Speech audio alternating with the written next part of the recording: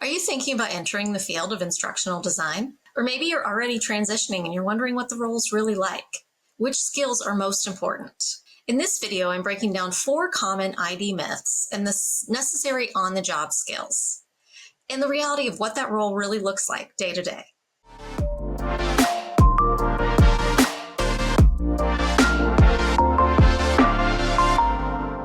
Hi, my name's Tiffany. I transitioned from a secondary science classroom into instructional design about 4 years ago, and I'm currently finishing my upskilling journey with Peck Academy. Honestly, I believed a lot of these myths when I first started, so I want to walk you through what I've learned from real on-the-job experience, especially about the skills that matter when you're making the transition. If you're trying to figure out whether or not instructional design is the right fit for you, this should give you a much clearer picture of what to expect. There are 4 skills that come up again and again in instructional design, where expectation doesn't always meet reality. These 4 essential ID skills are communication and relationship building, understanding the problem or the why, projects and system thinking, and the strategic use of technology. We're going to go through the myths surrounding each one of these skills, starting with communications and relationship building. A common misconception is that IDs work solely independently. They just take the content given and turn it into an online course, when in reality, you're constantly collaborating and communicating with others. You're guiding the SMEs. You're not taking orders. In fact, you're collaborating with lots of people, subject matter experts, the many different types of stakeholders, maybe even other IDs, depending on what your team looks like. You're setting these expectations early, and you're clarifying timelines and explaining your team's process. Maybe most importantly, you're translating between expert knowledge and learner needs. This good communication is what gets you buy-in, and without buy-in, your project stalls. This is a strength of mine I didn't know would be so important in this role. When I was in the classroom, I was constantly balancing multiple responsibilities and communicating with various people. I taught different courses each semester. I was on the school leadership team. I partnered with the local community college because I taught dual credit courses. I sponsored a large philanthropic group, so we raised and distributed tens of thousands of dollars every holiday season. That required a very large scale coordination or effort. So organization and timelines are my language. I was used to setting expectations up front, managing moving pieces and people, communicating quickly if the timeline shifted, and now I find I do many of those same things. I'm aligning many groups of people. I've worked with faculty, HR, dean's office staff, DEI experts, attorneys. I understand their workload and communicate up front. I ask them their communication preferences. I explain the process our team uses, and I even created a training to help do that. I clarify timelines and translate between expert knowledge and learner needs. So I thought I had to learn new skills, something completely new, but really I'm just applying the same skill in a new way, and you probably have experience with these skills. That brings us to the myth around skill number 2. Understanding the real problem, or the why. Understanding the real problem. The role of an ID is often described in this way. Our job is to make content more engaging and more interactive. The reality is that engagement isn't the goal, it's a tool. The real goal is solving a problem. Every project starts with a need. Your role is to identify the actual problem and design a solution that supports those layers of that big goal. That might include retention, efficiency, equity, or cost savings. And another part of your role is selling the need for this solution. Let's look at a couple of example projects and determine the real problem, or the why, in each to help us understand why this is important. Recently, I was asked to work on a search advocate training, to create a new search advocate training. A search advocate is a part of the hiring team. They help improve the equity of the hiring process.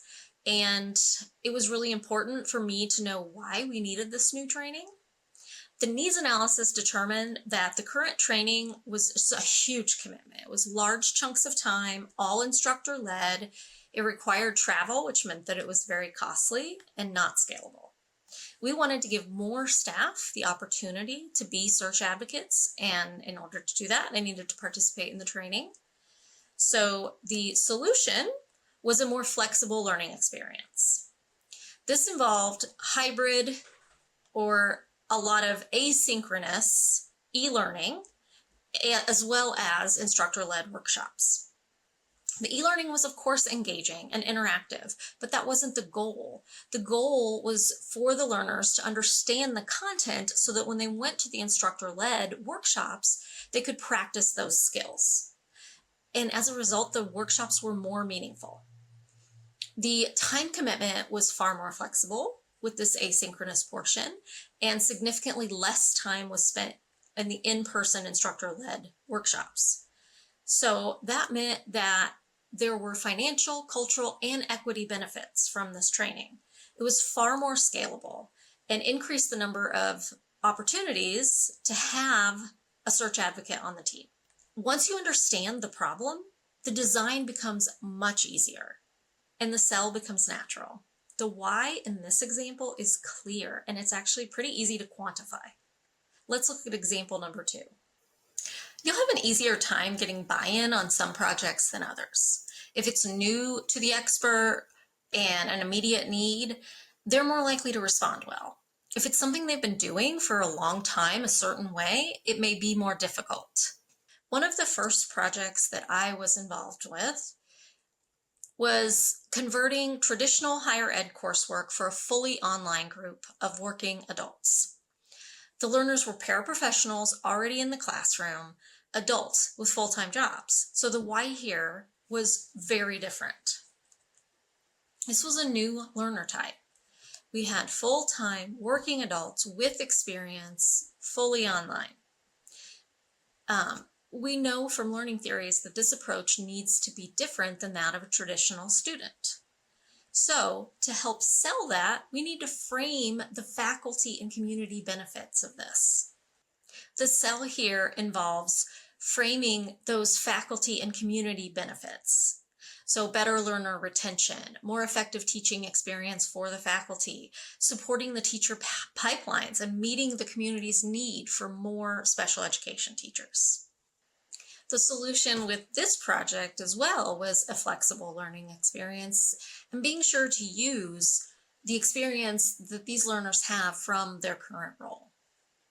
Another popular myth regarding instructional design involves projects and systems thinking, or organization. Before starting this work, I thought, as many do, that creativity was the most important skill in this job. As long as you're creative, the rest will figure itself out. But remember, our job isn't just to take orders and make things look nice. Organization is actually what keeps projects moving. You're actually having to keep track of multiple things. You're managing timelines, stakeholders, files, feedback cycles. You must be consistent in how you organize things to find these files, images, the most recent versions of them. You want to know where those reusable assets are. This is a huge time saver. You're going to have projects at various stages, and you must keep track of who you're waiting on, who's waiting to hear from you, who you need to reach out to next. I know I personally create design documents and other templates that I want to be able to find quickly.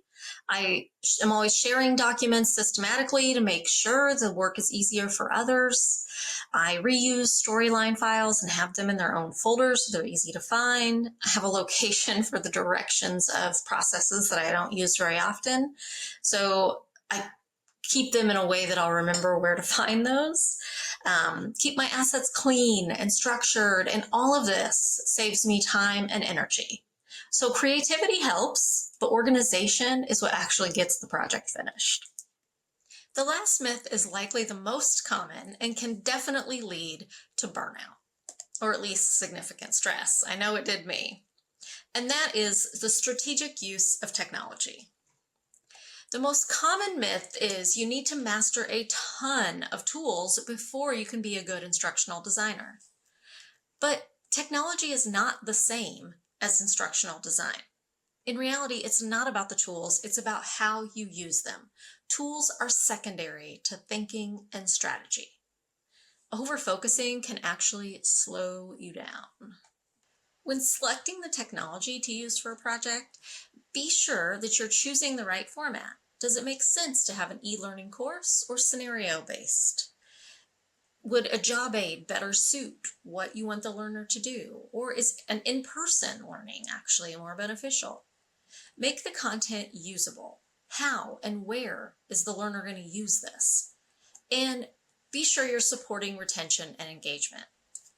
Think to yourself, does it make sense to have an e-learning course with multiple modules, or would having the job aid help the learner use it in real time?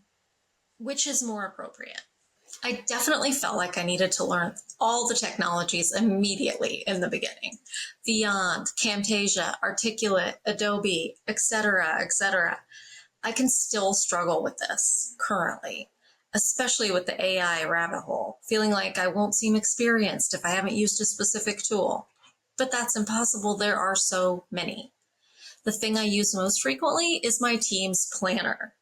So remember, focusing on too many tools can overwhelm you and lead you astray, and it can actually slow you down. Think about the 4 myths we discussed and the skills associated with them. Are these the skills you thought you'd use as an ID? Think about which of these skills is your strongest and which you could spend time strengthening. Before you go learn another tool, think of a problem you'd like to help solve and which skills you already have to help solve it. If you have more questions, feel free to reach out to me on LinkedIn or comment below, and check out Devlin Peck's video, How to Become an Instructional Designer in 2026.